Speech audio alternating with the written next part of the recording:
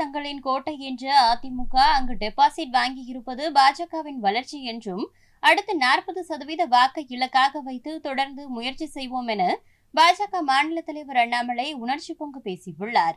இல்லண்ணே, இதை விட என்னென்ன போக முடியும்? 11.5% வந்தது பெருசு இல்லையா? அது ஏற்றம் தானே காட்டுது, இறக்கத்தை காட்டுதா? 12 இடத்துல 2வது வந்திருக்காங்க, அது ஏற்றம் இல்லையா?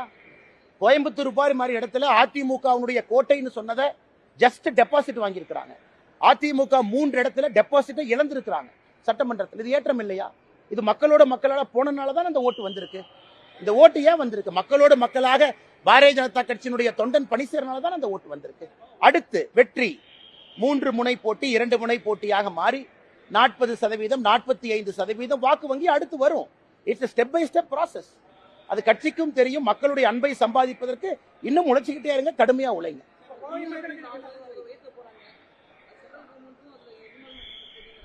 என்ன central government involvement? GO issue பண்ண சொல்லுங்க. மாநில அரசு வெள்ளை அறிக்கை கொடுக்கட்டும். சென்ட்ரல் கவர்மெண்ட் எங்க கரண்ட் ஏத்த சொல்லி எப்ப சொன்னாங்க? அதுக்கப்புறம் நான் பதில் சொல்றேன்.